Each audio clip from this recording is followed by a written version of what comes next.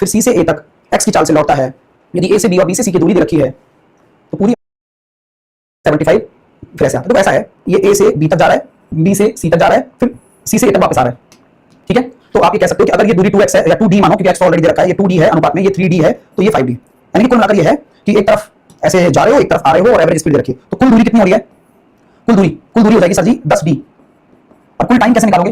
Time ऐसे निकालेंगे दोस्त कि यहां पर अगर 2d आपका समय वो है डिस्टेंस, तो इसके लिए स्पीड है 50। अगर आपकी 3d डिस्टेंस है, इसके लिए स्पीड आपकी 75। और अगर आपकी 5d है तो उसके लिए कोई डिस्टेंस नहीं है जो आपको निकालनी है, और एवरेज स्पीड रखी है आपको चुपचाप। तो कुल दूरी बटे कुल समय, एवरेज स्पीड रखी है ये वाली।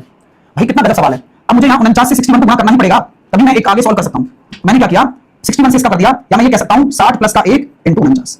जहां पर मैं 6 का गुणा करता हूं तो यहां पर मेरे पास निकल कर आ रहा है 6 नाम 54, 6 चौके 24 और 5 2940 प्लस का 49 2989। 2989 और 11 करूंगा तो आपके सामने आ जाएगा कितना? 3000 बटे 49। बस यहां पर आपको देखो एवरेज स्पीड के बराबर करना था।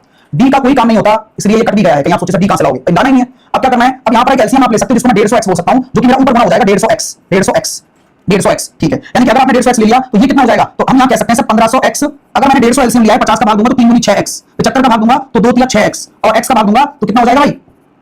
हाँ, x का भाग दूंगा तो 150 था ना, 750, 1575, और जवाब आया मेरे पास 3000 बटे 49। जानकारी आपको बढ़िया लगने वाली है, क्योंकि आपके सामने देखो सबसे बड़ा जो डेटा है वो यहां पर कट चुका है 2, और फिर आपको सॉल्व करना है 49x बराबर 12 दूनी 24x प्लस 1500, घटाएंगे 25x बराबर 1500, x बराबर निकल कर आ गया सर जी 60, यही मिला x 60 किलोमीटर। हाँ, 60 किलोमीटर पर आवर।